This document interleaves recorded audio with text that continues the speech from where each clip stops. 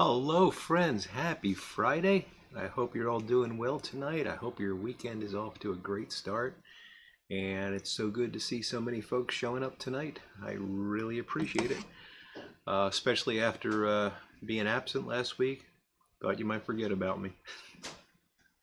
And I'm glad to see that y'all survived. So let's see who we got to say hello to. Corvette Jim, CJP Pipe Rescue. Good to see you tonight, Jim. Tim Fournier. Van Diemen's Land Piper, good to see you there, Van. Kirk from Florida, how you doing tonight, Kirk? Jeffrey Feinberg.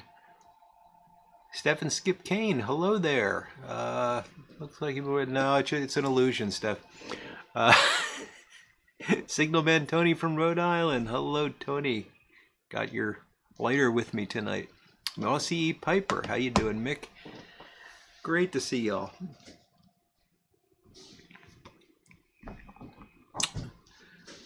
So as you noticed from the little thumbnail, I don't have a whole lot planned for tonight, but I never do, so I'm going to stop saying that. By the way, this was, I think Corvette Jim sent this to me, but I think he got it from Tobacco Pipes International, Mark, but very nice Padron tamper. Taciturn Richard, how you doing tonight, buddy? And Michael Case, good to see you, Michael, smoking some Balkan Blue and a full bent. Fantastic. Weather Piper, good evening. And Boris the Piper, good to see you, my friend. Pensive Piper, got a whole list, a whole sequence of pipers there. Not surprising given the topic, huh? Happy Friday indeed, Pensive Piper. So I am starting, yeah, it was TPI, okay. Yeah, beautiful job he does on these. I mean, it's really very, very reminiscent of it, and I got all ash on the bottom of it now, but yeah, he does a nice job on them.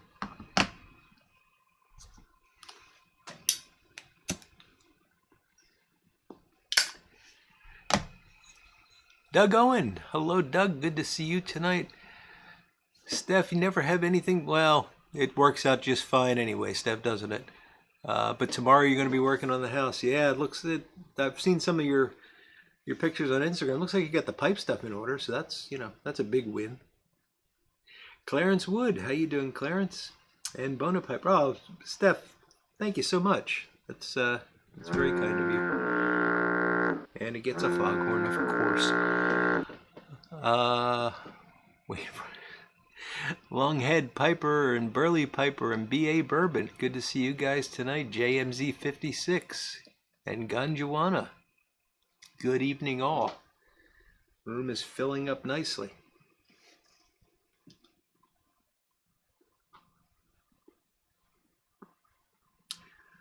So I have Haunted Bookshop in the Matches Memorial Friday 7 Ellie. I've got the Mighty Hercules for later, and I got something special planned for that. So we'll talk more about that in a bit. Andrew Sirigliano, hello Andrew. Name that pipe. Hello sir. Pre-Piper Skip, good to see you, Skip. Tim Fournier's having some Carter Hall in his Rop Big. Was it Jean? Big Jean. I had a chance to talk to Tim the other day, and we were joking about how you pronounce Jean in French. So, Texas Piper, hello Eddie. Good to see you tonight. Great to see everybody saying hello to everybody. It's actually my favorite part of the show. And the great thing about it is it happens on every YouTube live stream. There's always much more going on in the chat than goes on live, and you guys know that.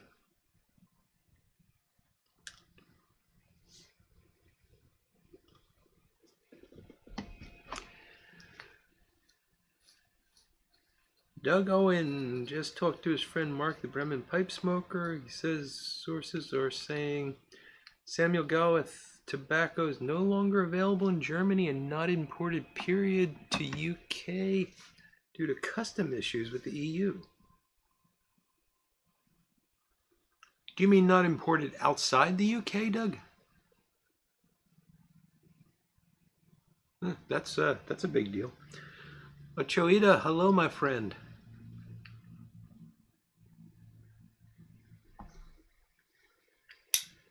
That's unfortunate, Doug.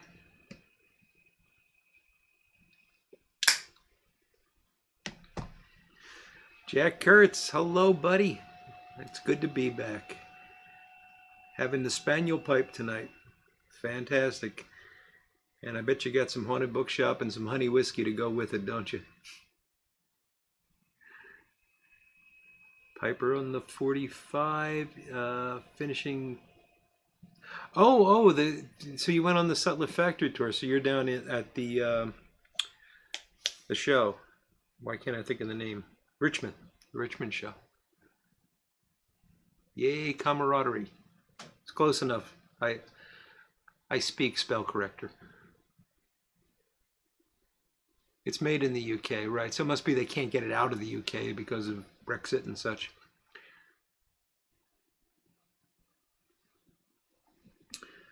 Good to see you tonight, Voodooed. I'm having a Yingling, but out of deference for my buddy Voodooed, I'm not going to show the bottle tonight.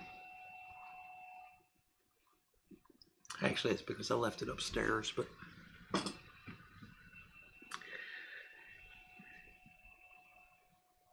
Corvette Jim smoking his new Doran poker. Yeah, I saw that pipe. It's very nice, Jim.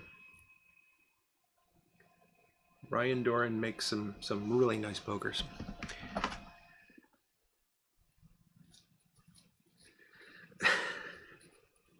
Excellent point, Tim. Hold on loosely. All his favorite tobaccos. I'm gonna be telling a story about that later. Drinking Yingling tonight, Michael. You cracking open either of those gallons of gin that you got there?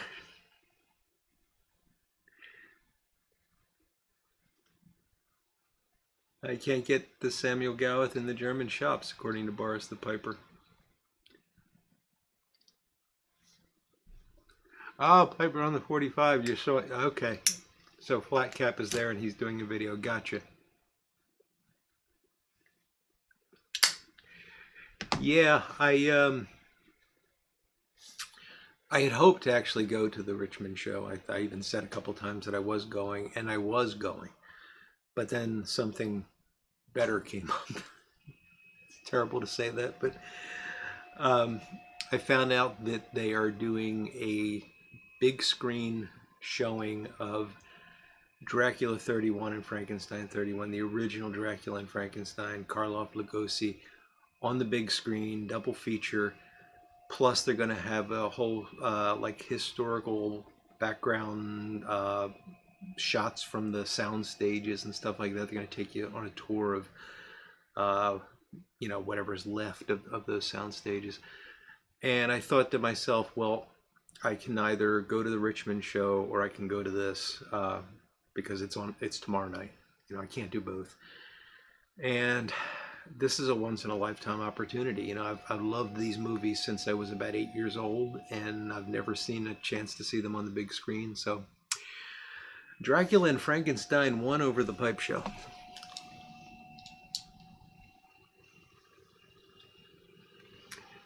Doug says he thinks the problem is in the U.S. It's not customs related because the factory has been closed for much of the year. Pipeline for the U.S. is empty in Europe. Okay, gotcha. I know you don't, Michael. I was just teasing you because I thought you were the guy that had a lot of gin and didn't drink, but I could be wrong about that. Matches hit 15,000 subs. Fantastic, Jeffrey. That's fantastic. God, that is just that's remarkable. Customs issue shipping from Gath to the continent. Oh, now McBaron is not exporting to the UK because of the EU issues. Yeah, they're not going to make it easy.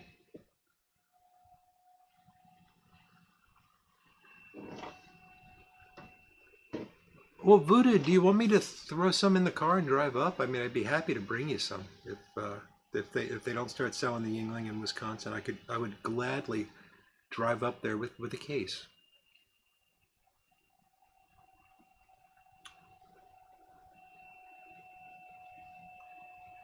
Yeah, Andrew, I'm really looking forward to it, and I'm going to be seeing it with a friend of mine from high school. Actually, we've stayed in touch, but haven't seen him in a while. Haven't seen him since pre-COVID, so looking forward to that.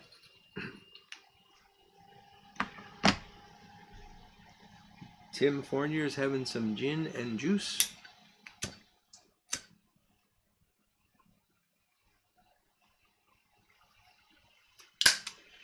And he's thinking about some money.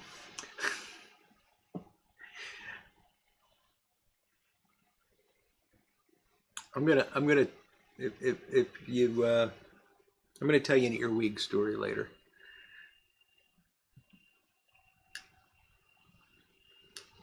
Because Tim is a master at sticking songs in my head for the week.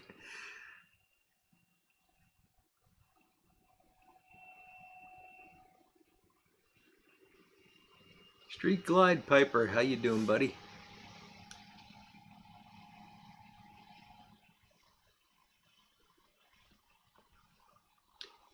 Oh, name that pipe. They're coming back out with the Hershey's Chocolate Porter. That was actually fairly good. I mean, I'm not much into flavored beers, but I don't know if that even counts as a flavored beer, but it was pretty good. Sailor's got some C&D Bayou Morning Flake from 2011 and a Stanwell Majestic from 72. Johnny Walker Black on the side. Sounds like a beautiful evening, Sailor. Thanks for checking in.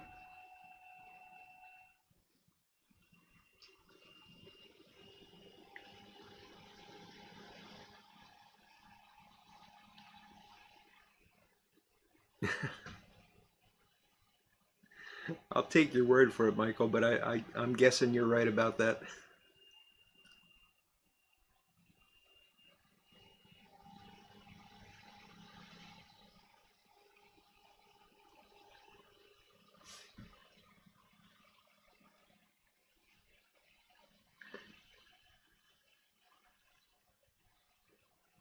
Street Glide is camping in Luray, Virginia.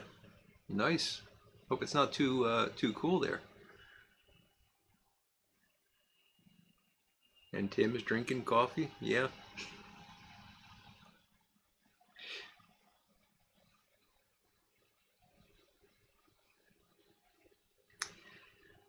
Voodoo is asking if any thoughts on the new release from Cornell and Deal From Beyond. I haven't. I just have given up on these, limited edition things. I haven't tried it. Short answer to a question that deserves a longer answer, but I don't know anything about it. They're Voodoo.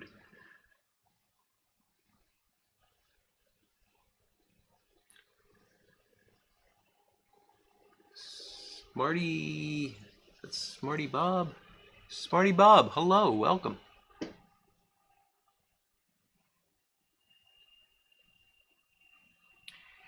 Yeah, I know, Eddie. It's easy to fall for it, and I'm not saying it's a scam. They are good quality tobaccos usually, but I just got a couple that I like, and I'm happy, and I'm sampling here and there. I'm not gonna rush out and you see people that buy like 20 tins of this stuff, and you've never tasted it. I don't know why anybody would do that.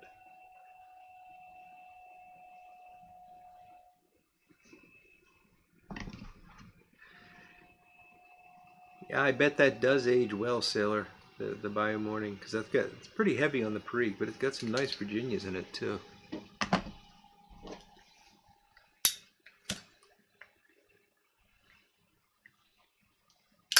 Cops 320, hello there, and he's smoking Big and Burley in a custom build. Very good.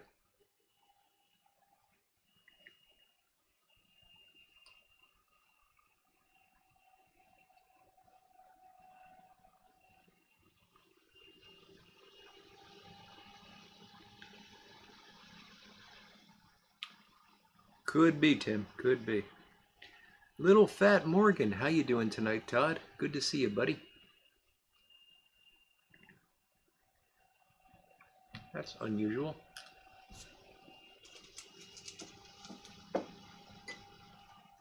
This pipe very rarely gurgles, and Haunted Bookshop very rarely gurgles, but yep, there it is.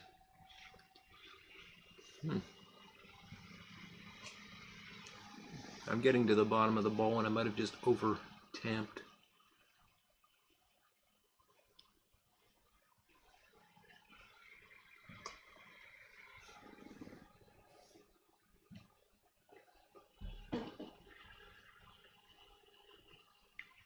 Yeah, that's kind of the way I look at it too, Andrew.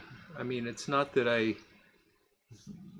wouldn't like to try some of the new things, and it's nice to have them, but when they release them like that, you're like, if you don't buy it right away, you're not going to get it, and all. I'm just not interested in doing that. And the guys that are interested in doing that, that's great. Enjoy. I'm not trying to look down on anyone for being excited about a new release. It's just not my thing.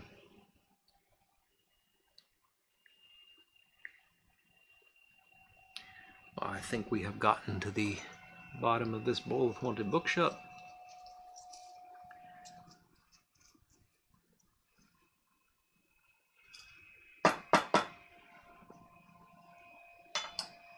All right, so the next bowl, I'm going to be smoking in the Savinelli Hercules, which I just today started calling the Mighty Hercules. I don't know if any of you guys are old enough to remember that cartoon, but it was a good one. I'm going to be smoking something unusual for me in it, which is this. Let's see.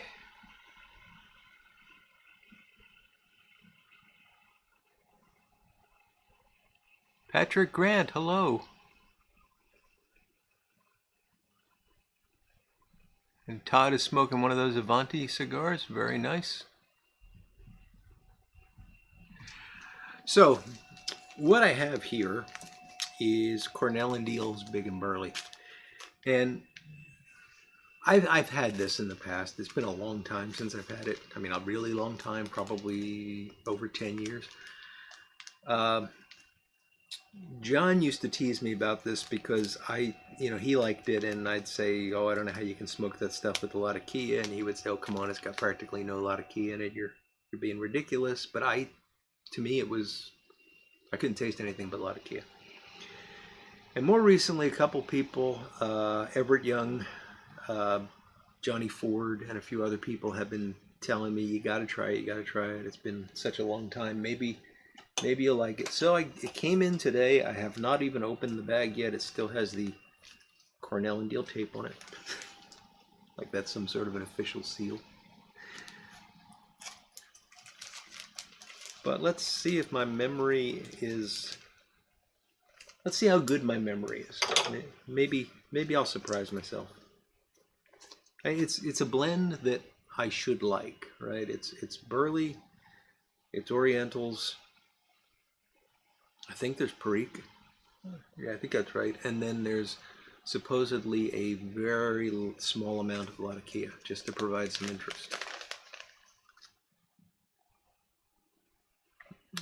Now, to me, that smells like an English blend.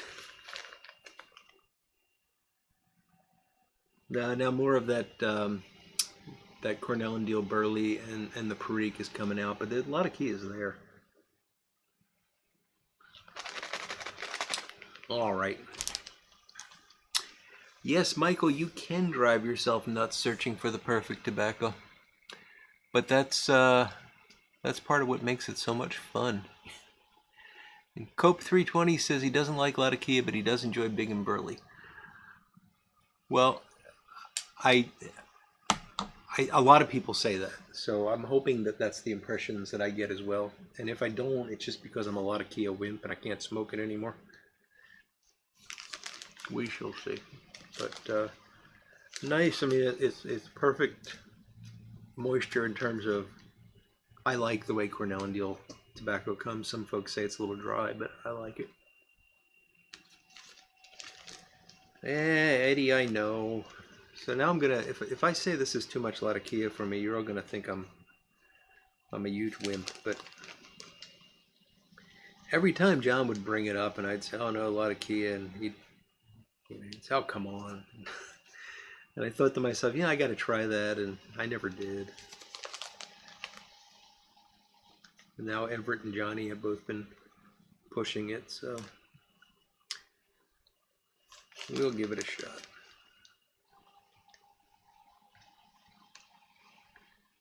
And of course, I picked one of my largest bowled pipes, just to make sure if I don't like it, I get to smoke a lot of it.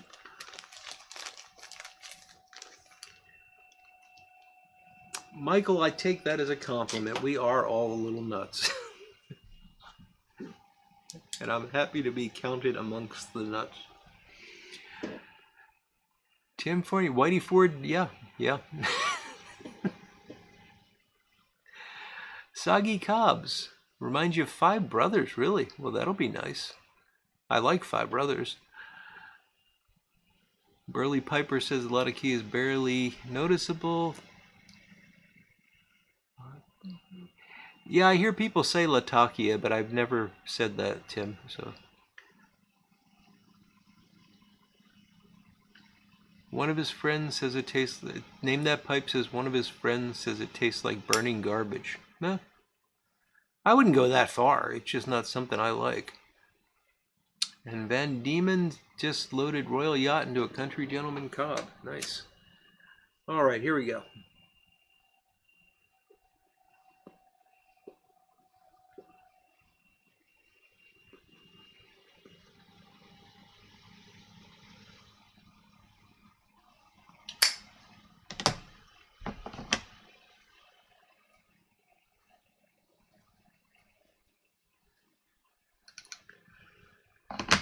The charring light was pretty nondescript, really.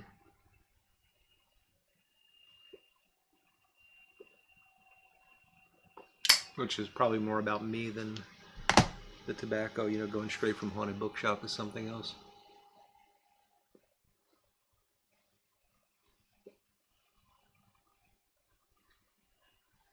This is a rough blend.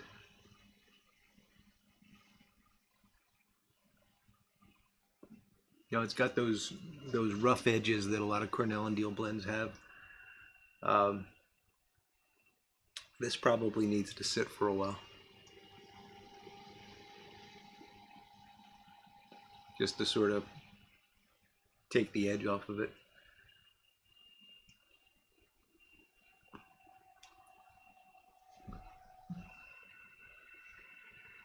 Derby City Pipe Club passed a motion to pronounce it that way? Really? And Michael Case is saying it's the Greek pronunciation, and Voodoo07 is saying that Tim is correct and I'm saying it wrong, and well, I'm still going to call it Latakia. I've been calling it Latakia for 30 years. I'm not going to be able to change now, even if I wanted to. Patrick Grant, McBaron Vanilla Roll Cake in an LCS Briar, number 208. Nice, Patrick. It ain't big and sweet, that is for sure, Eddie.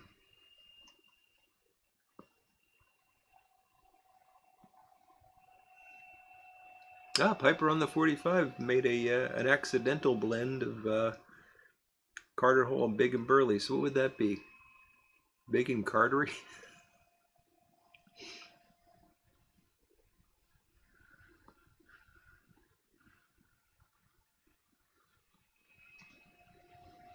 Not bad, huh? Paul, I'm gonna murder your last name. Paul Rulio. He's got some Peter Stokeby 24 Nougat in a Peterson XL02 Aran rusticated. Fantastic, Paul.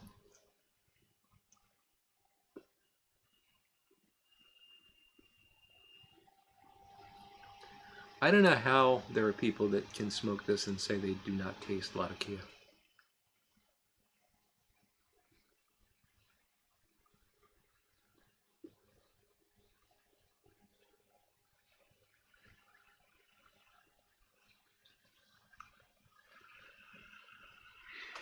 Yeah, Van, I do think that you're probably right about that.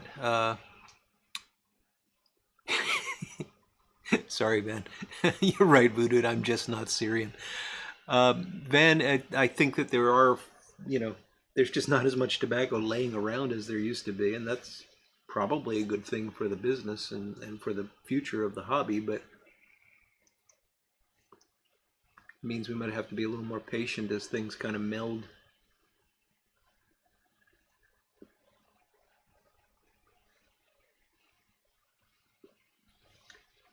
Patrick Grant wants to call the mixture Hall and Burley.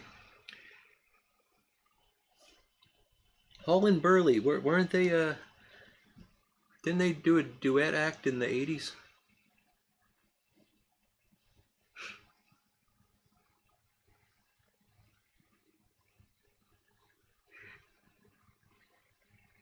Yeah, Sailor, I agree with you. I mean, Burley supposedly doesn't age, and I get that, but I think all of the Cornell and Deal Burley blends, you don't need to put them away for a long time. I mean, even a month in a jar just seems to really smooth them out. Not smooth them out, but take off the rough edges a bit. I mean, they don't get muddled. Sometimes I find that if like that old Joe Krantz, the Perique is like really really there, but it's a bit harder to pull out the Virginias and the Burleys because it kind of melded a little bit too much. This is the 10-year-old stuff that I had a while back. Was it 10 years old or six? I can't remember. It doesn't matter. But the point is, it just needs to get those rough edges off of it, and sometimes that just takes a couple of weeks. Yeah, Tim, that was Hall and Burley. You're right. Oh, Hall and Oates. Thank you, Patrick. I was close.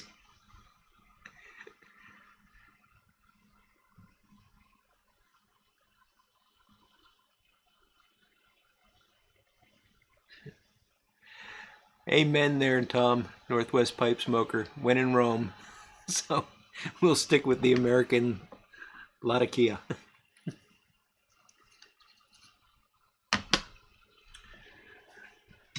Not to be confused with Quaker Oats. It would be hard to confuse this with Quaker Oats.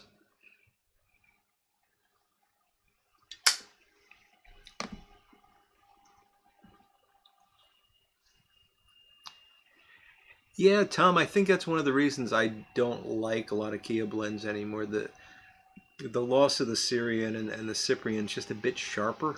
And that's what I don't like about it. It's not the smokiness, it's not the leathery quality, which I don't think you get much anymore. It's more the sharpness of it that I don't like.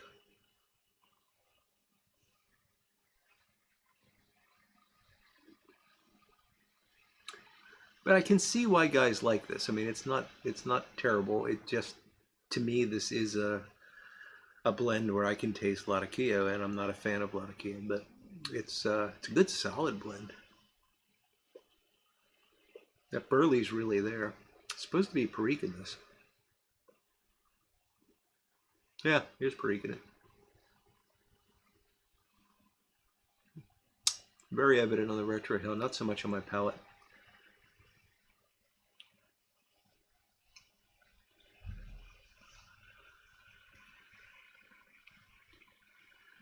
Wow, Michael, that would have to be the original formula if it's in pouches because they haven't made the new Dominican stuff in pouches. That's interesting, Sailor. So you think the bulk blends are a little smoother than the tinned ones? I would have gone the other way because the the tin ones had time to meld and all that, but I don't smoke a lot of their tin blends, so that's really interesting.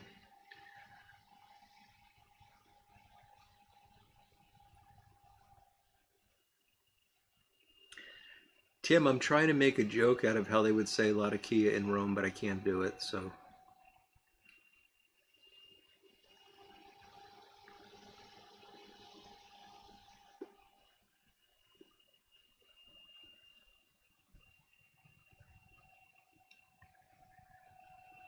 yeah, it really I hate to be one of these guys that talks about how the old blends that you can't get anymore were better. But you're right, Northwest Pipe Smoker. There was just, when I used to smoke, and I smoked a lot of Latakia blends in my younger years. When I was first smoking pipes, I started off with Captain Black and then graduated to English and sort of stuck with that for quite a while. And I never had this sharpness. It never was edgy. It was just smooth and smoky and leathery, and it was wonderful stuff. If I could find a tobacco like that today, I would be an English guy. There's no question about it. But you just can't do it anymore. Dude Rustica, how you doing, Steve? We were going to wait for you, but then there was a rumor that you weren't coming. Is something about having to change the combination on the vaults or something?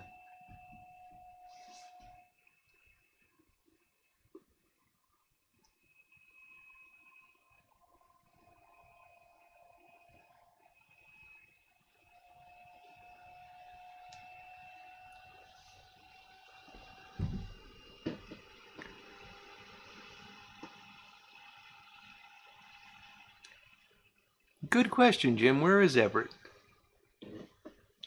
I haven't talked to him in a bit. I know he was on Instagram earlier today, but I haven't seen much of him since.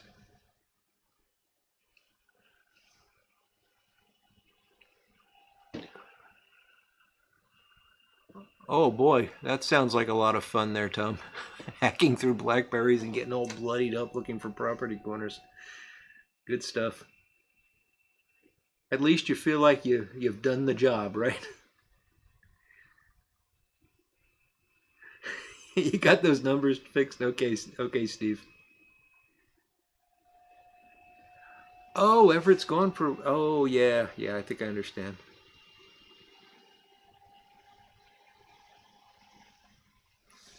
Think I understand.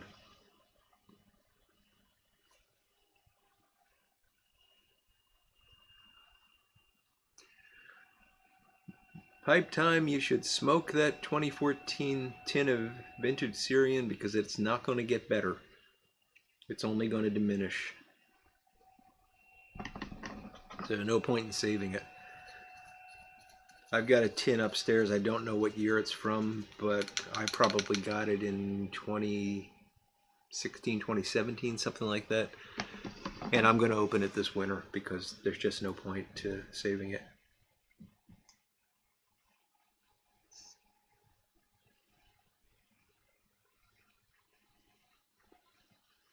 Everett is murdering grouse. Well, somebody's got to do it.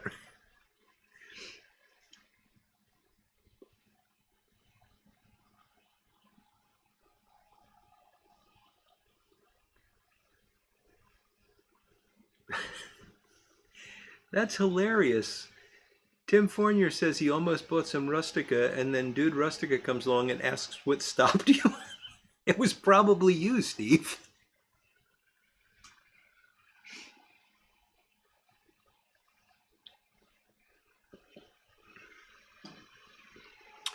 Voodoo, that would be a waste of good Yingling.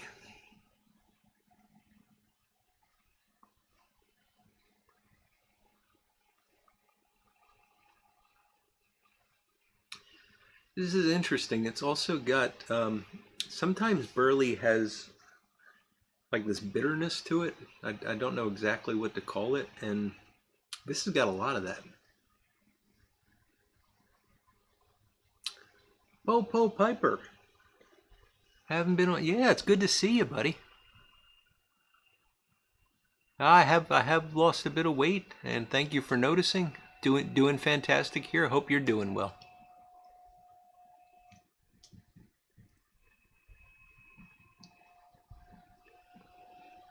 Sterling Flake kicked your butt.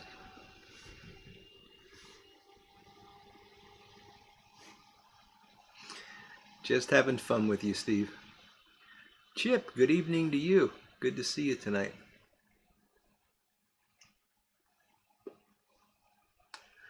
I don't know if I'd call it a sourness Texas Piper. It's almost like it's more bitter than sour.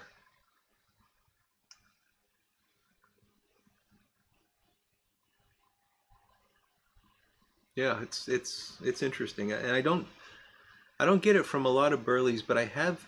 You know what it is? It's I just realized what it is. It's the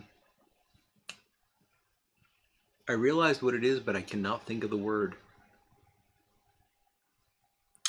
Ammonia content. There we go. Oh, thank you, Bona Piper. I appreciate that, Christian. Comes from the nicotine. Could be sailor. I don't know. More bitter like Tim's ex. I mean, it's my understanding that the nicotine, the reason why people get such a nicotine hit from burleys is more about the chemistry of the burley than the amount of nicotine that's in it.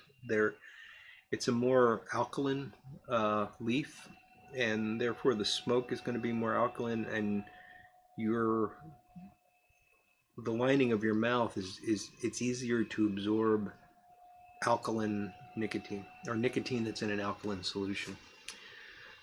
So I don't know, uh, but yeah, maybe it comes from the nicotine. I just really don't know. I don't think it's added ammonia, Texas Piper. I think it's just inherent. Just it doesn't gas off enough. You know, if it's younger burley, if it hasn't had enough time to, what do they call that when they hang it, cure it or whatever. You guys really have me talking about things I know nothing about now. So thank you.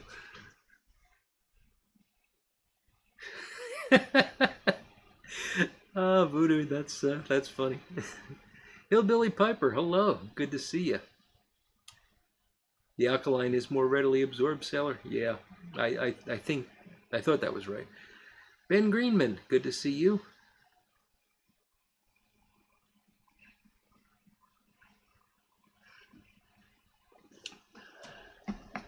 So I'm coming to the bottom of this bowl, and it's not bad. Um,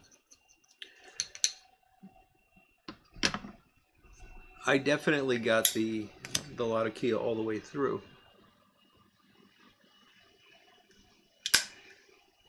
Had a hunt for the Perique, but it's there, and the burley is very prominent. So big and burley.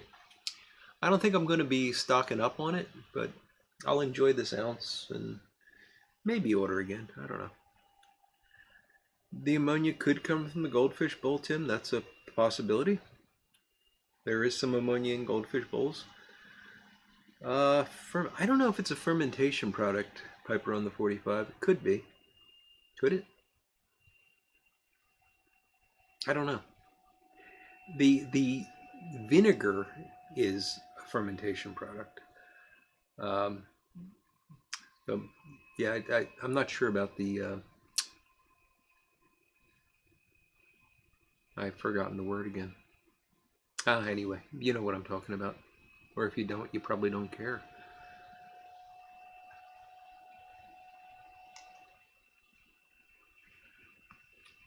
Want a bookshop and a 320 to help with that mouth-watering alkaline burley issue there, Texas Piper. Good deal.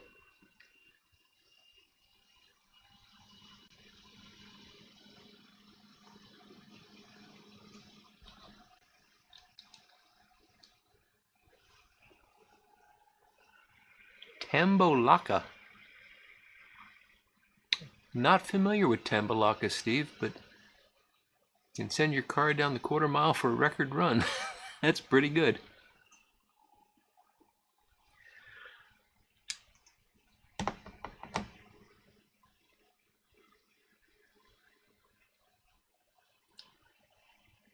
Hillbilly Piper's been sweet all day, and the main show is tomorrow. Oh, are you at the Richmond show, Hillbilly?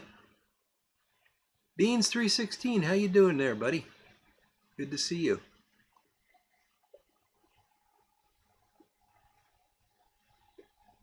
A lot of YTPC folks there. Oh man, I wish I had. Well, I'm really looking forward to seeing the movies tomorrow, so I'm not going to say I wish I was there. I made the decision and I got to live with it. Yeah, Beans, we are glad to see you're doing better. That was quite a scare you had there. Ron Hardcrackers. Wasted trip to the fort driving in the rain. Got to eat half a burrito loco and a margarita. Well, that's okay. The burrito looked almost the size of your forearm. Wow.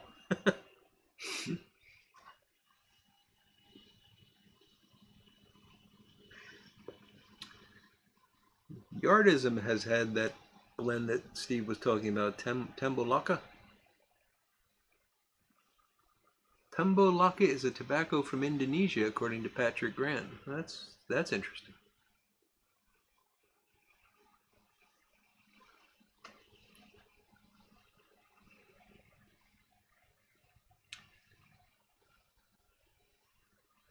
B. Conrad, how are you this evening?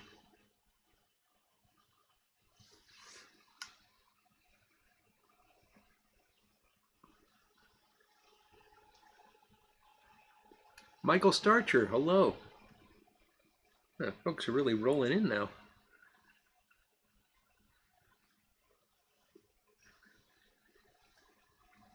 Or else you've all been sitting there not saying anything, and or I'm just noticing. All right, the big and burly is done. Not bad. Not bad, but with my aversion to Latakia, I'm not going to be, certainly not an everyday smoker.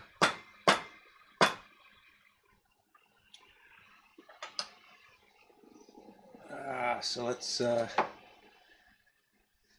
go back to some haunted bookshop, eh?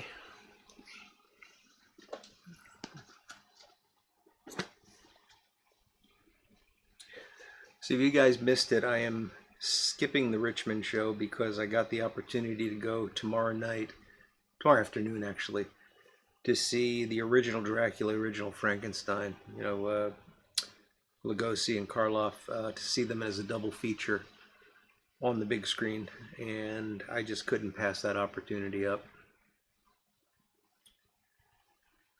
Yes, Hillbilly Piper, it must be a great bunch of folks there. Great bunch of folks here. B. Conrad just finished some Watch City Black Magic. Ammonia is a standard byproduct of tobacco fermentation. Well, thank you, Sailor. There we have it.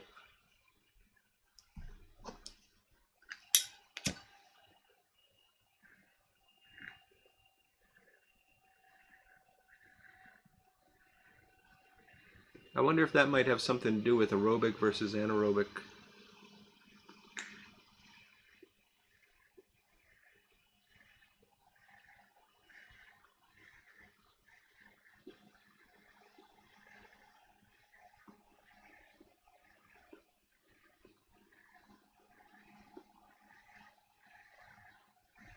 I mean, it's been so long since I studied biochemistry, I should be keeping my mouth shut about it. But I thought standard fermentation, like if you're going from carbohydrates to ethanol to alcohol, I thought that passed. You wound up getting lactic acid out of that, and then there were enzymes that brought that to acetic acid, which is vinegar. But I didn't know about the ammonia. But again, that's a long time ago and a different type of fermentation. So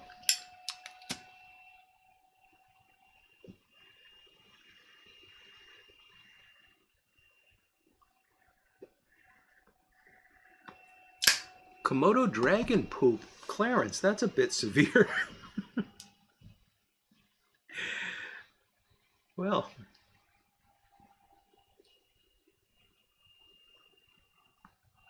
Tim still has the Carter Hall going. Oh, today is Nick's birthday. Well, thank you, Michael. Thank you for pointing that out. Full Smoking Bar. Happy birthday, buddy. If you're on, and if you're not, hopefully you'll see this later.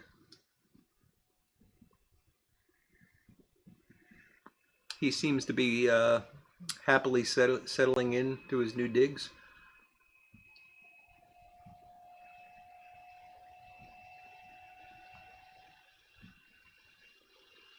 Aerobic activity is good for everyone, Gordy. Excellent point.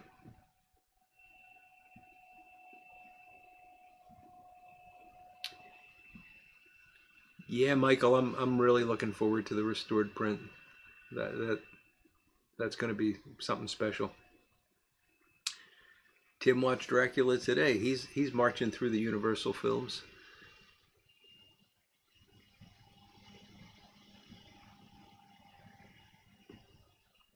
Oh, Texas Piper Eddie is asking one of my favorite questions. How many bowls does it take to break in a briar? It's kind of like how many licks does it take to get to the center of a Tootsie Roll Tootsie Pop? The world may never know. Depends on what you mean by break in, Eddie. And this is my opinion, and opinions vary wildly on this. If you just mean, get a nice cake in it and get it smoking so that you just don't have to think about it anymore, I don't know, that's probably 8-10 bowls, something like that. That's the guess. If, however, you're talking about that magic thing that happens to briar, most folks say that takes somewhere between 70 and 100 bowls. Much more of an investment, but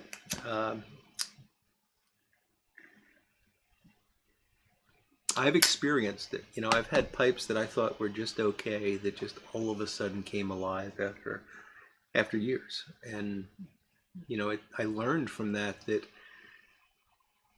you want to try to not buy a pipe every week or whatever. You want to spend time with the pipes you have and bring them along to that point, because they'll treat you much better if you do.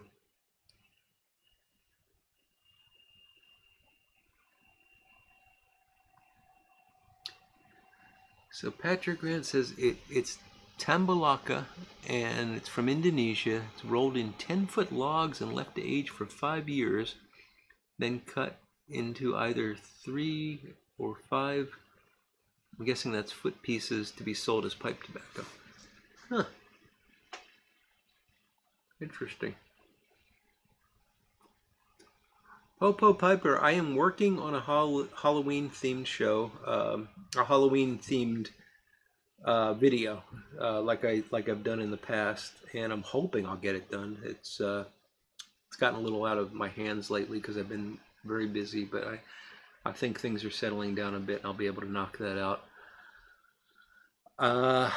I've also been talking to some folks about doing a special, like the week of Halloween, a special live where we'll do like a Zoom meetup of a few guys, and that's still in flux, so we'll get it sorted out, and I'll let you know real soon. Corvette Jim's grandson just got a dragon. Cool. The Owl says 3. He does, Tim, but he cheated. Nosferatu is fantastic, Patrick. Yeah, and we almost didn't have that movie. It's really, really interesting history. I'll say something about that when I get caught up here. Ron says first time he saw Phantom of the Opera on the small screen in high school in the 70s. Small orchestra playing and doing sound effects. Yeah. So that must be the original Lon Chaney Phantom. Fantastic movie. Sailor says European blends are traditionally anaerobic, whereas American blends are aerobic. Interesting. I'm convinced of that. Learning to smoke that pipe. Okay. I think we agree, pipe time.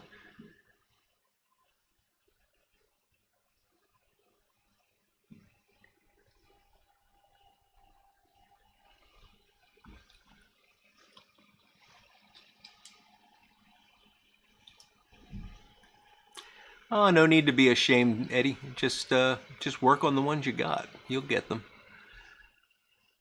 Pensive Piper, anyone picked up this year's Peterson Christmas pipe? Not me. Paul Rolio is gonna get out his Peterson Dracula and crack open from behind. That sounds like fun. Ah, I get you, Tim. Yes, the 1930s 4-dot Sassini has probably been smoked over 100 times.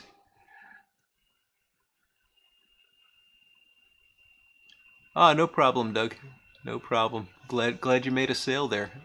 And a Peterson Dracula. Good stuff. Mon Claude Gansdam, how you doing, buddy? I'm not a fan either, Jim. Not a fan of Peterson. But other folks are. No, Doug, you're not, because I was just about to go back to talking about Nosferatu. So there's a John Malkovich movie about the making of Nosferatu. I haven't seen that, but that sounds really interesting. Um,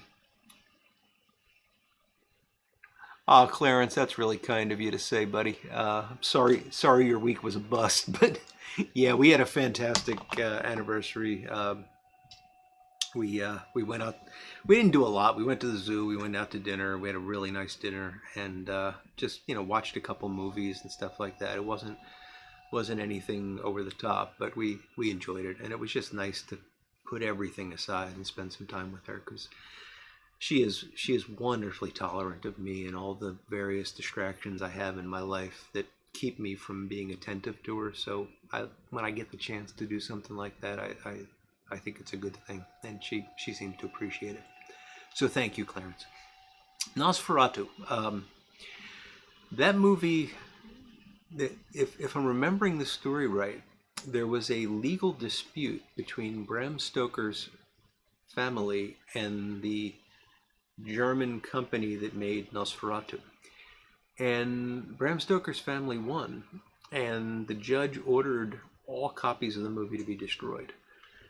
And we almost lost the movie because of that, but somebody had it in their attic or something, and it turned up years later, and now we got it. So there's movies, it's a shame there's movies that are just lost. There's a Lon Chaney movie that I cannot remember the name of now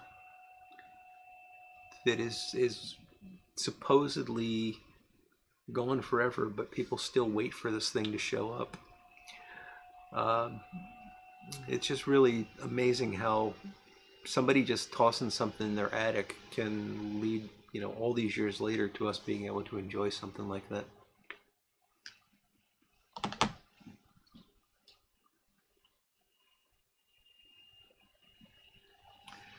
Oh, that does sound like it's up Malkovich's alley, Doug. I'll look for that. So Doug says he doesn't know the name, but Google Malkovich or Nosferatu. I'm going to look for that. That sounds like a good watch.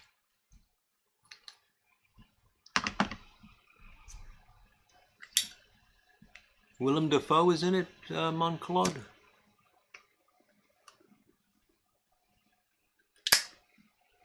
I'm sure we'll find it. A lot of folks are defending Peterson's, and that's great. I know if there's fans, obviously they're still making pipes and selling them. Just not my thing. Still waiting for that Robert Johnson song. Did I promise a song, Chad? I hope not.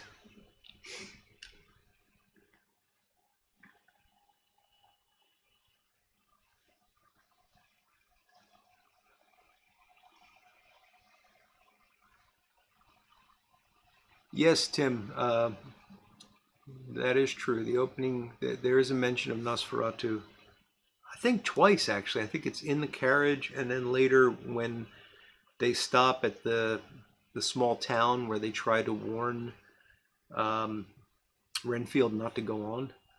I think Nosferatu is mentioned there as well.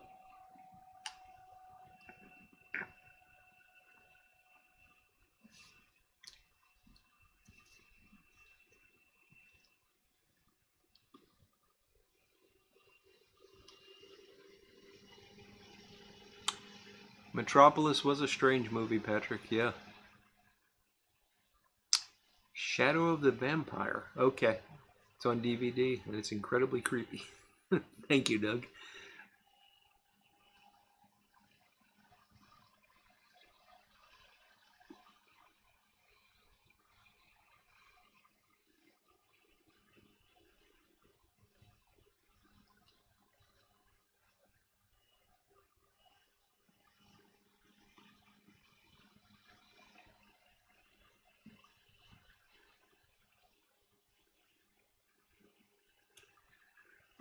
That was one of the real failings of Dracula 31, Tim, was complete the complete lack of Count Chocula references.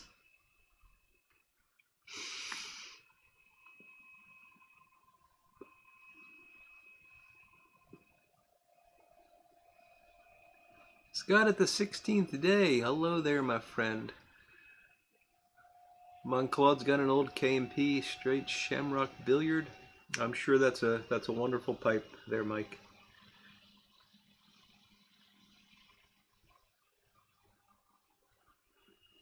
Oh, wow. So, Doug, I was thinking it was more of a documentary sort of thing. So, Willem Dafoe plays a real vampire that Malkovich recruits for the movie. That sounds really cool. I will I will be finding that.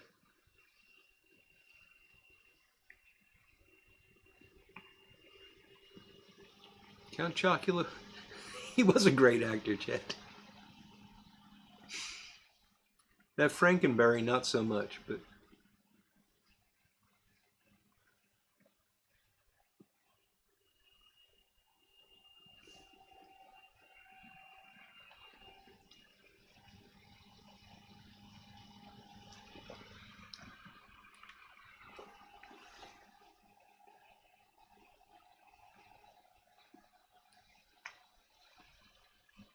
now, Tim, you raise an interesting question. Was there a Dr. Frankenberry?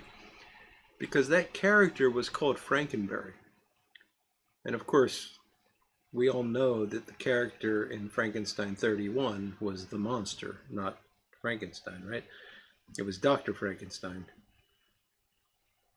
But Frankenberry was Frankenberry, so I don't know if there was a Dr. Frankenberry.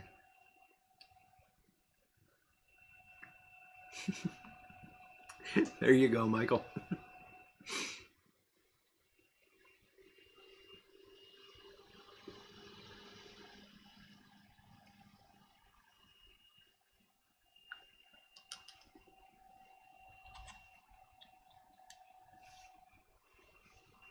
So Chad just smoked his Levon Sikian pipe for the first time and really likes it. Not familiar with Levon, but fantastic. Glad you're enjoying it. A 1,000 piece puzzle of 80s food? What is 80s food? I don't know what I don't know what that would be, but yeah. That's that sounds like an interesting evening, Steph.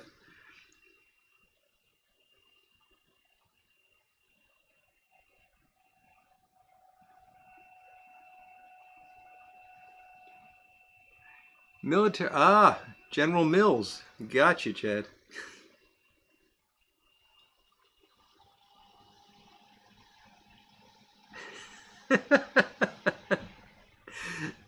Eddie's bringing up the obligatory Captain Black grape reference.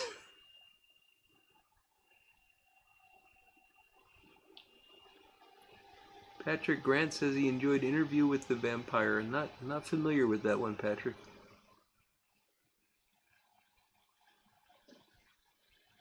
The doctor screams, it's strawberry. Maybe I'm not remembering the commercials, Tim.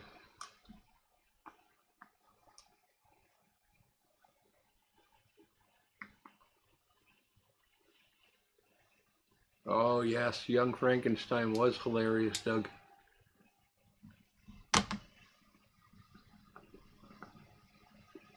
And they did such a good job, in my opinion, of paying homage to the original Frankenstein without spoofing it. You know, it was, I mean, clearly it was a spoof, but it wasn't, they didn't, they added in the comedy. They didn't rely on the movie to provide the comedy. Uh, one wonderful movie. Mel Brooks was a genius, and apparently Gene Wilder wrote a lot of that movie. Frankenstein, of course, Odie, of course.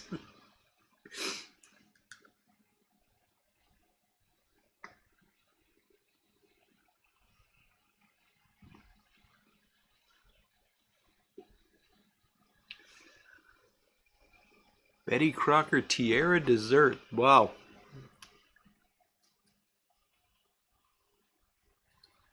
That's bringing back memories.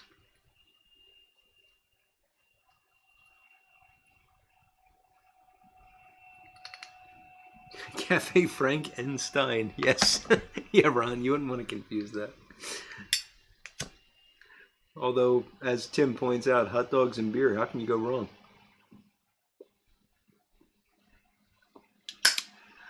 Yes, Andrew Frankenstein. Oh, Sweet Mystery of Life. It's such a great movie. Marty Feldman, yeah. There's just... Now I want to watch that one. Not enough hours in the day to watch the movies I want to watch. Ah, it was Anne Rice. Gotcha, Patrick. Gotcha. Tom Cruise, Brad Pitt. Okay. Yeah, I remember that. That had a creepy little girl vampire in it, right? I don't think I saw it, but I remember like commercials for it and stuff.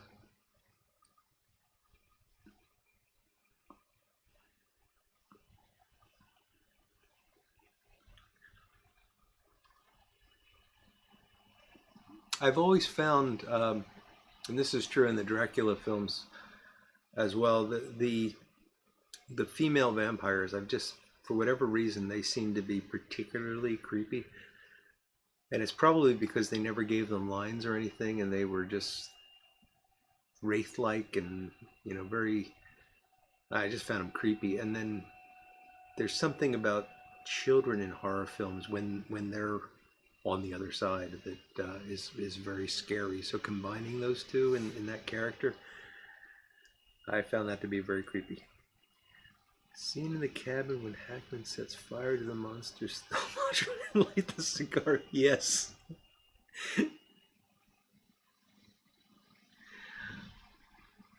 I don't know if you could get away with it, Doug, but it was absolutely priceless. You're right.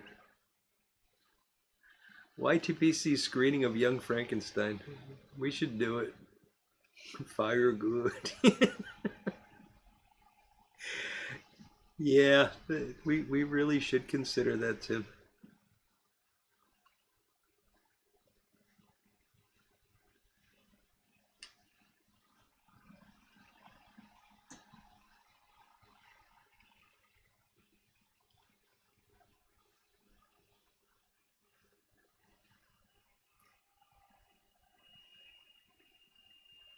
Ah, that's right. Lester's surgeon was named Frankenstein. I forgot about that, Michael. That is funny.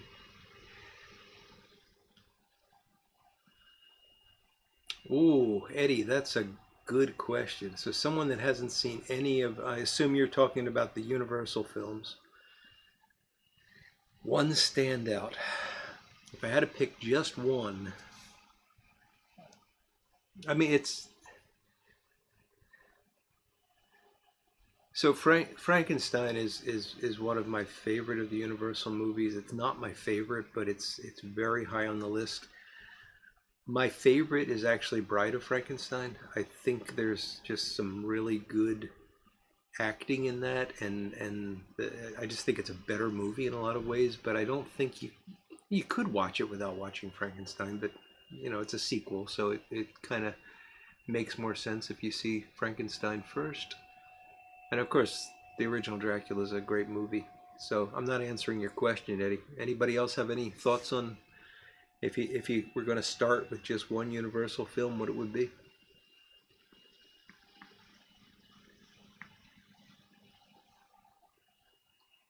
Making something dangerous that's not supposed to be is always good in horror. Ain't that the truth, Scott? That really does sum it up nicely.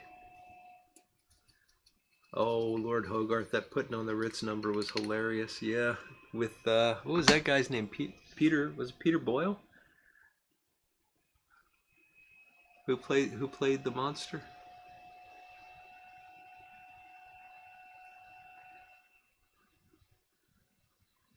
Jeffrey Feinberg. Good night. You have a great weekend, buddy. So yeah, Tim is suggesting Creature from the Black Lagoon, and Tim's going to get mad at me for this because I don't consider that to be there were the four big Universal monsters, and that's more of a creature movie. That's like a Godzilla movie more than a monster movie to me. So I just don't. It's a great movie. Creature from the Black Lagoon is a great movie. I just don't consider it in the same category as Dracula, Frankenstein, Wolfman. It just and that's just arbitrary, but just the way I think about it. Corvette Jim's first wife was Frankenstein's sister. Wow, that's funny.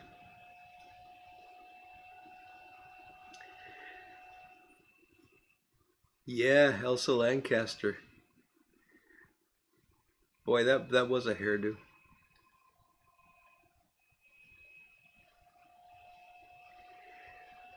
Yeah, Doug, Wolfman is a good one. It is. It's got all the things you want in a good horror film. It's got some fantastic acting. Yeah, Lon Chaney Jr. is wonderful in that movie. Um, but I don't know. I got to give the edge to Frankenstein, and I'm glad you agree with me about Bride of Frankenstein. It was Peter Boyle. Thank you, Patrick.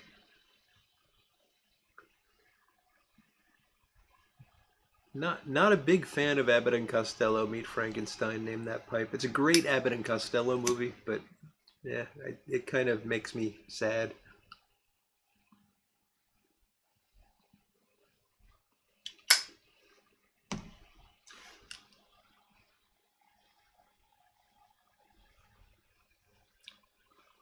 There was some good gypsy dancing in that, Lord Hogarth, indeed.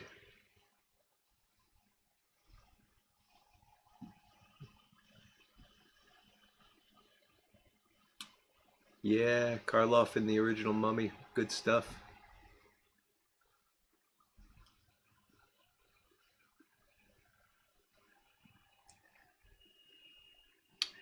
Invisible Man's a good choice, Tim. Yeah.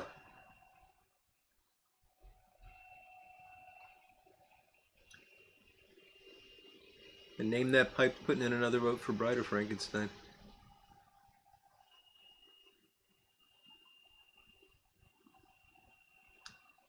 Eddie, if you get any channels that play Spenguli, he's doing this entire month, he's calling it Frankentober. I think tomorrow night, he's on Saturday nights here at least. Tomorrow night, he's doing Abbott and Costello Meet Frankenstein. Oh, Couch, thank you so much. Oh no, stung in the eye by a bee. Is she okay, Couch? And thank you so much for that, sir.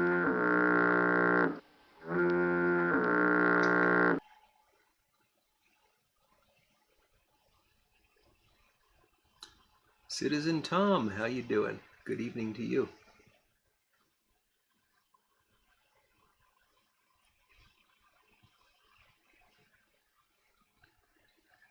Yeah, so Svengoolie had Dracula 31 on about 3 weeks ago, so I saw that.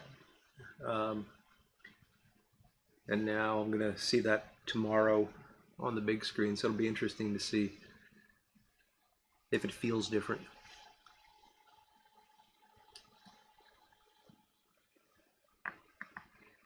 3-hour BBC version of Dracula. Wow.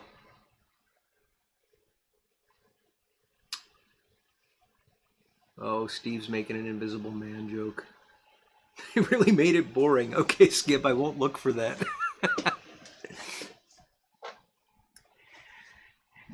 Yeah, name that pipe. I love the Hammer horror movies. In fact, last year for Halloween, I did a special on the Hammer Frankenstein franchise. You can find that in my Halloween playlist if you're interested. Um, I like the older Hammer horror movies. I'm not a fan of what I call slasher movies. That kind of horror, like Texas Chainsaw Massacre. That just doesn't do anything for me. Um, but the early Hammer movies were great.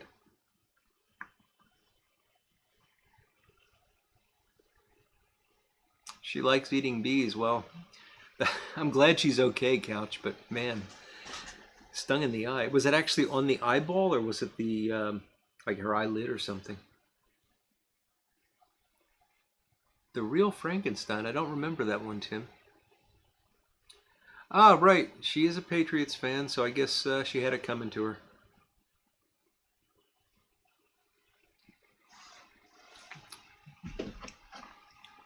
My goddaughter has gone astray.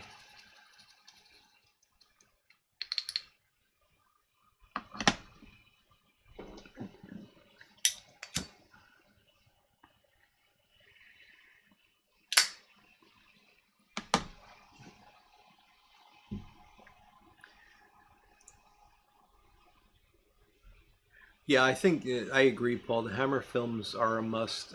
They're well, first off, their color.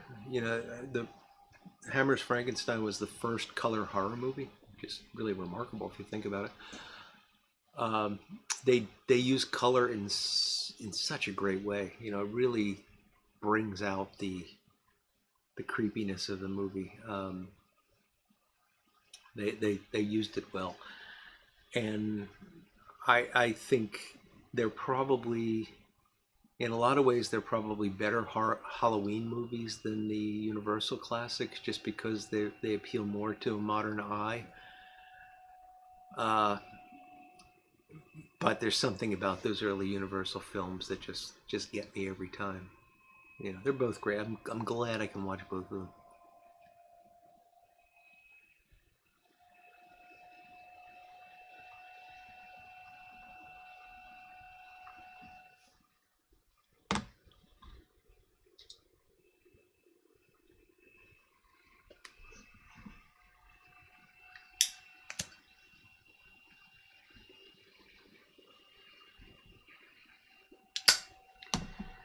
Yeah, Tom, the Mary Shelley's book was quite different from anything that's been on the screen that I've seen, at least. I mean, there's a lot of Frankenstein movies I haven't seen, but I thought there was one made. Maybe it was the one that Tim was referring to. Um, it seems like it was closer to the '90s that tried to get a bit closer to the Mary Shelley novel.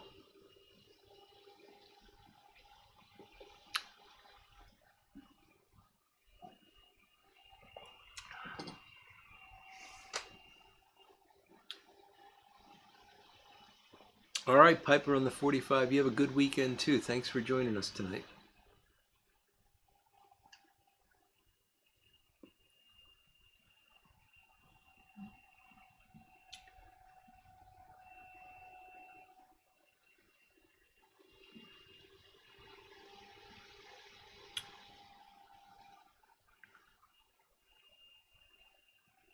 Vlad Tepish, citizen Tom, kept the Ottomans from the west and killed an awful lot of them.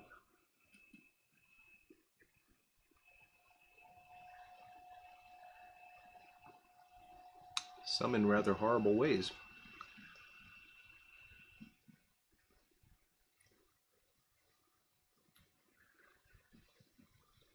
Let's see how we doing here. I got 15 minutes to go.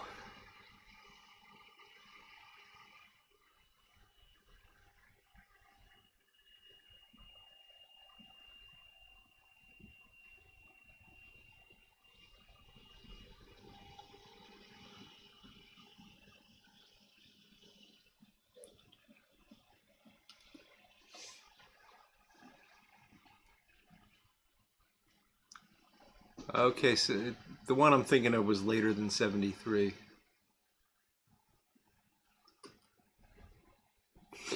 Yes, Vlad did have some serious issues, Lord Hogarth, indeed.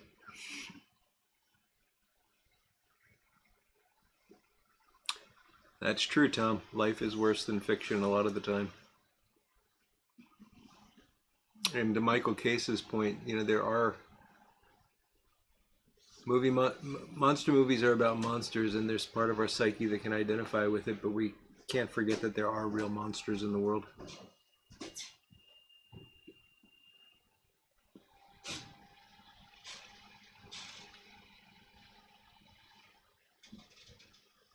Especially in the Guar song.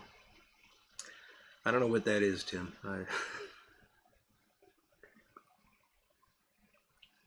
I know that Guar existed, but I can't say I've ever heard anything they've done.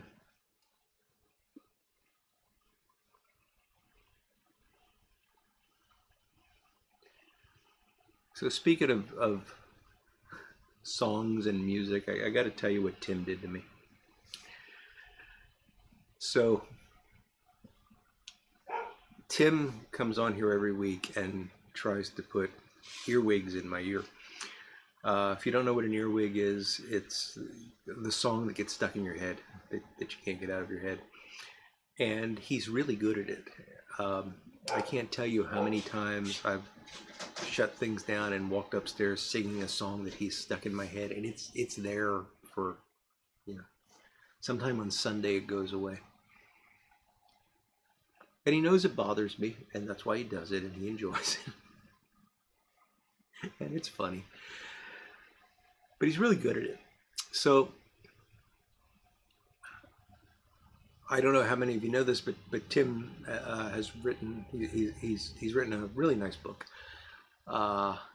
It's called Hypergamy or the Cross. I'm going to do a lousy job explaining this, but it's kind of like thoughts on dating for Christians, probably geared towards teens. But he told me about it. I wanted to read it just because I was interested in seeing how Tim thinks about such things. And it's a very good book. I enjoyed it. Not very long, but a lot packed in there and good stuff. So I started reading this months ago, right after I had Tim on the show, actually. And then I got distracted, and I knew that I only had a little bit left to read. And I was actually chatting with Tim the other night. He called me up, and we were talking about tobaccos and pipes and such. And I got off the phone with him successfully without getting an earwig implanted, which I was quite happy about. And I thought, well, let me finish Tim's book. I got an hour before I need to go to bed. Let me just finish Tim's book. So I get it out. It's on the Kindle, and I start to, last page that you're on. So I start at the top. Like, yeah, I read that. Oh, okay, here I go. And I'm reading, and I turn the page, and right at the top of the page, he has, or as Fleetwood Mac put it, "Players only love you when they're playing." And I had that song stuck in my head for another 24 hours. So the man put an earwig in my ear through a book. I bow to you, sir. You have skills far beyond any that I could imagine. Humdrum, how you doing?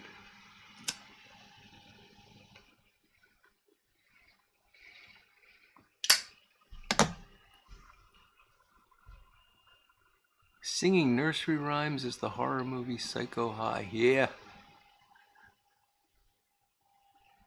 Mary Shelley's Frankenstein stars Robert De Niro as the monster. I'm not familiar with that one, Name That Pipe, but Tim Fournier is a monster. I wouldn't go that far, Tim.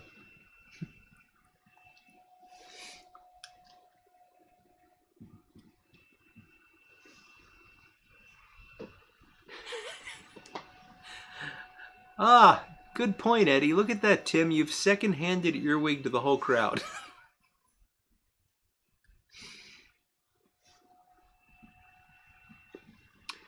Scott at the 16th day. Have a great weekend, buddy.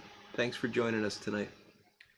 Tim's Carter Hole is still going. Man, you might be going for the record tonight, Tim. We only got 10 minutes left.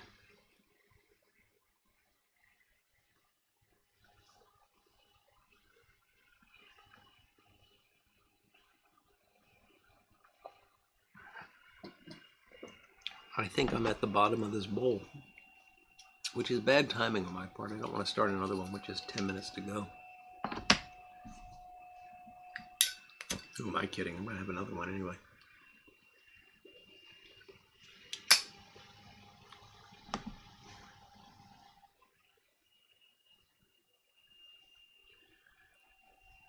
You're the modder or the master, Tim?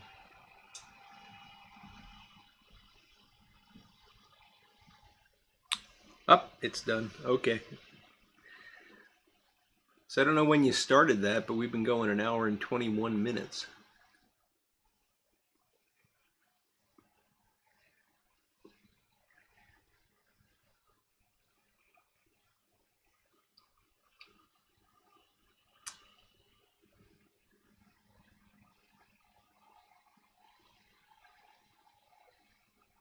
Citizen Tom says the Ottomans were defeated in Vienna, 9/11. Okay. Timing is everything in all things, indeed, Sailor.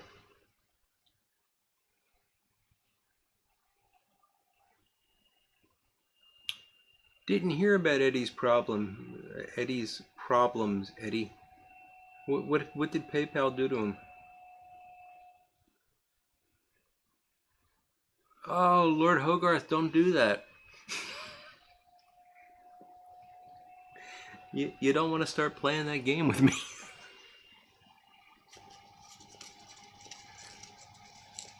That's a terrible song.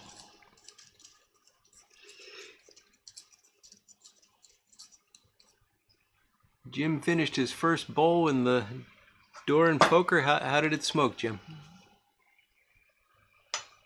Go.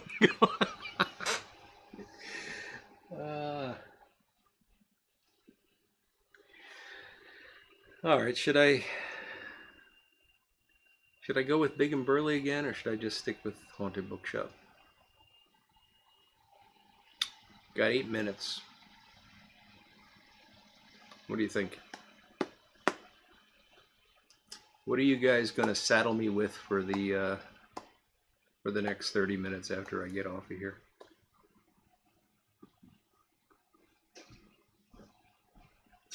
Really, Eddie? That's terrible.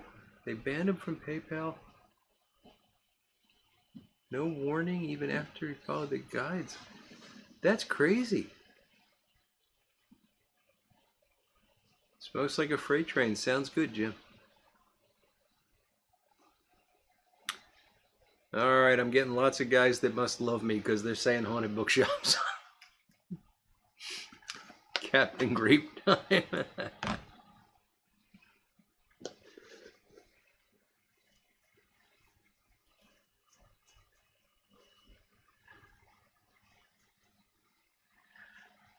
So this is the part of the evening where I usually tell you what's coming next, and I don't know. We will have a show next week. I will tell you. Let me take a peek at the calendar here. I can. So yeah, we will have a show next week. The following week, I am planning on driving up to Vermont to visit my dad. I haven't seen him in quite a while.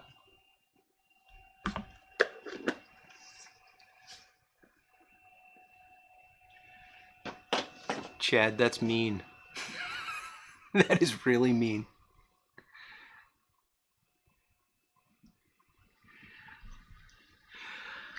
So I will be actually on the road on Friday night. Or even if I got to Vermont in time, the internet there is so bad I couldn't do anything. Because he's north in the boondocks. So there will not be a show 2 weeks from now. Next Friday I'll be here. The following Friday I won't. If anybody would like to take the reins for that night, let me know. Just drop me an email, canerodpiper@gmail.com, and I'll promote the heck out of it for you. Otherwise, sorry guys, you're gonna have to find something to do again. Name that pipe. Thank you, sir. That's very kind of you. Foghorn for you.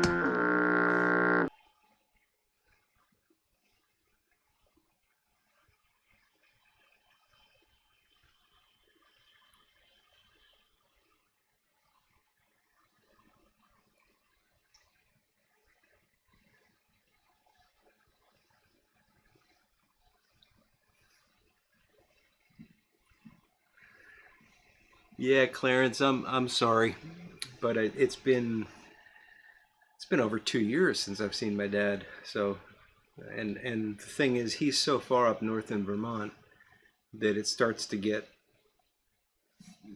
as soon as winter starts to set in, it's really difficult to get up there. I mean, it's not impossible, but it's not fun. So I want to get there and see him before it gets, they start getting snow.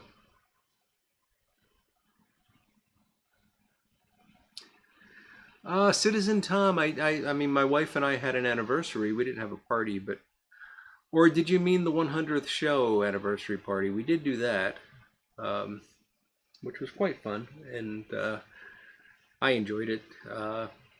Had some prize winners. All the prizes got to where they needed to be, so that was a good thing.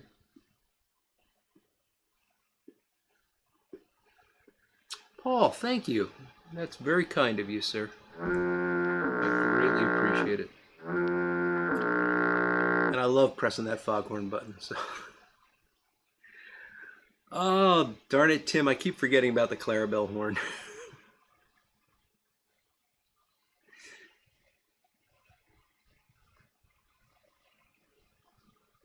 Thank you, Clarence. I appreciate that, and I sure will.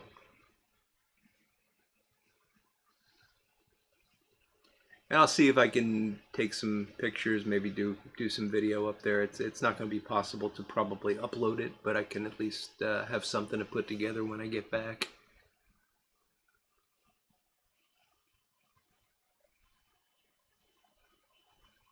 So I'll be there. I think I'm leaving Friday and coming back on Tuesday.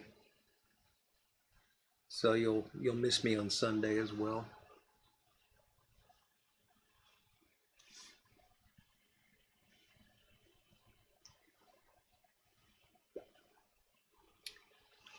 Thank you, Name That Pipe. You have a great weekend too.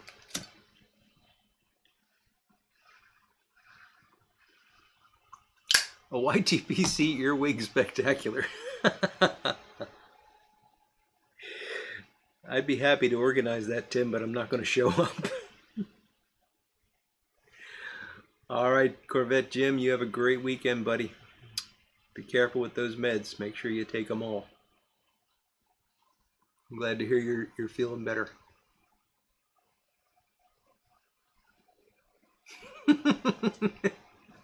No, Michael, he actually chose to move there. So it's not a punishment. He wants to be there. Ah, Tim. That's dirty pool, that is.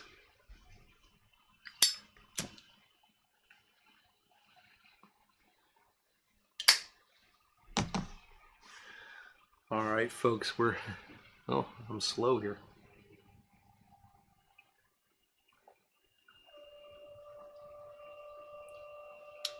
JMZ, thank you, sir. You have a great weekend.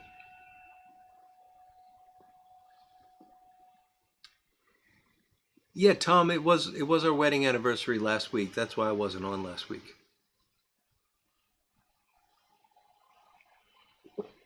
We are done.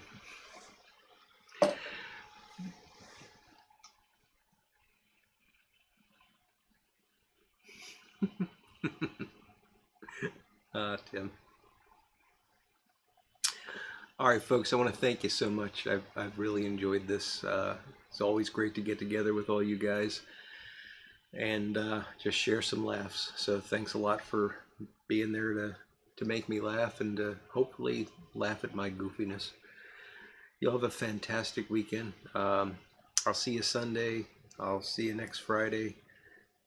Maybe Wednesday. I can never plan that, but we'll see what happens. So y'all take care and have a great weekend. Bye, everybody.